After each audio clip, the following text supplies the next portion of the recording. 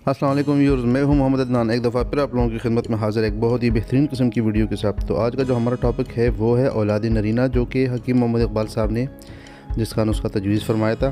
तो वक्त ज़ाय किए बगैर चलते हैं सीधे अपनी वीडियो की तरफ। सबसे पहले जो हमें चीज़ चाहिए होगी वो है माई खुर्द। ये आप शक्ल देख सकते हैं इसकी, ये कुछ इस तरह का आपको दिखेगा। ये हमें 10 ग्राम चाहिए, ठीक है। माई खुर्द ये हमें चाहिए 10 ग्राम। इसके बाद बारी आती है तुख्मे शुलंगी या तुख्मे सोलंगी की। ये हमें चाहिए होगा 50 ग्राम इस नुस्खे के हिसाब से, ठीक है। 50 से अगर 1-2 ग्राम ऊपर नीचे हो जाए तो वो कितना बड़ा इशू नहीं है। नेक्स्ट जो हमें चीज़ चाहिए वो है तुख्मे भंग। ये हमें 20 ग्राम चाहिए इसमें टोटल, ठीक है।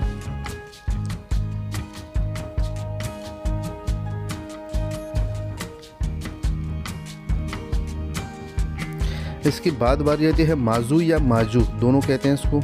ये हमें चाहिए होगा टोटल 20 ग्राम। इसके बाद जो इस नुस्खे का जो सबसे महंगा कंटेंट है वो है जुंद बदस्तर। ये बेसिकली एक लिविंग ऑर्गेनिक है, ठीक है।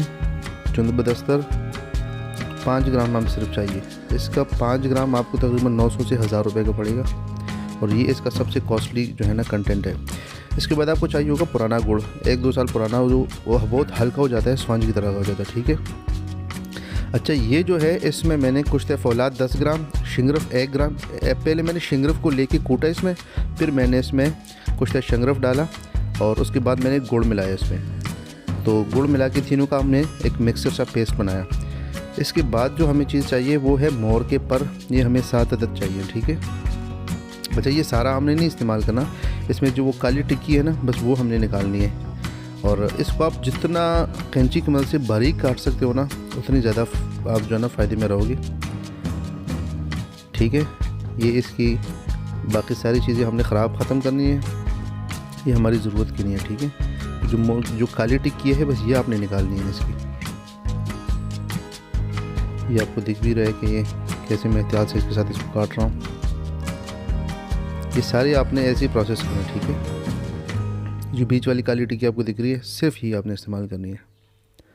इससे पहले बहुत से लोगों ने इसके ऊपर कोशिश की बनाने की, लेकिन वो उनसे बन नहीं पाया।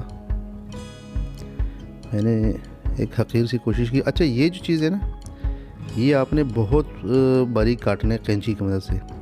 जितना आप इसको बारीक काट सकते हैं उतने फ़ायदे में रहेंगे, क्योंकि ये इसने ना तो खरल होना है, ना ये हमने साथ इसके निकाल लिए। खरल तो इसमें होना नहीं है, तो ये ऐसे ही जाएगा, ठीक है। अब उस गुड़ की पेस्ट को और जो पंख है ये आपको छोटे छोटे इसमें दिखेंगे, ठीक है।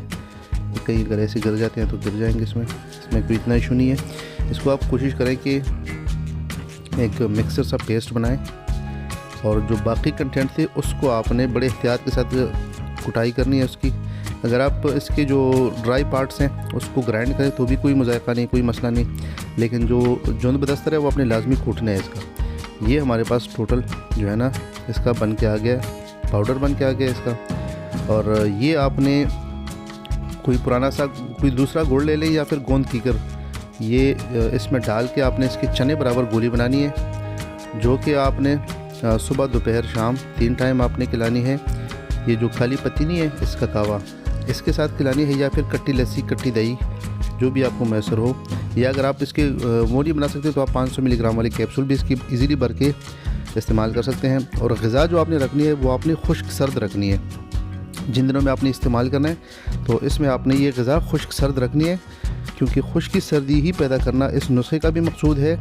और हमारा भी जो है ना मकसूद जो है ना, उन अयाम में, जिन अयाम में जो हकीम साहब ने इसकी रहनुमाई फरमाई थी, उन्होंने कहा था कि 55वें दिन से लेके 65वें दिन तक आपने, जो आपका एस्टिमेटेड डेट होगा ना हमल ठहरने का, तो उसके 55वें डेट से लेके 65वें दिन तक आपने ग़िज़ा जो है ना खुश्क सर्द रखनी है।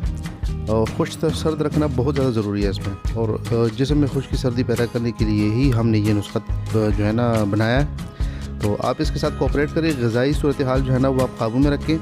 बाकी जो मंजूर खुदा होता है उसको कोई नहीं टाल सकता, क्योंकि अल्लाह की देन जो है ना वो हर चीज़ पे गालिब है। तो इस तरह की वीडियोस इंशाल्लाह उम्मीद है बनती चली आएगी। तो ये सिर्फ आपके भाइयों के लिए मैंने थोड़ी सी आसानी करने की कोशिश की है। उम्मीद करता हूँ ये आज की काविश जो है ना आपको काफ़ी पसंद आई होगी। इसको फैलाएँ और जिन जिन को ज़रूरत है उन तक ये वीडियो ज़रूर पहुँचनी चाहिए।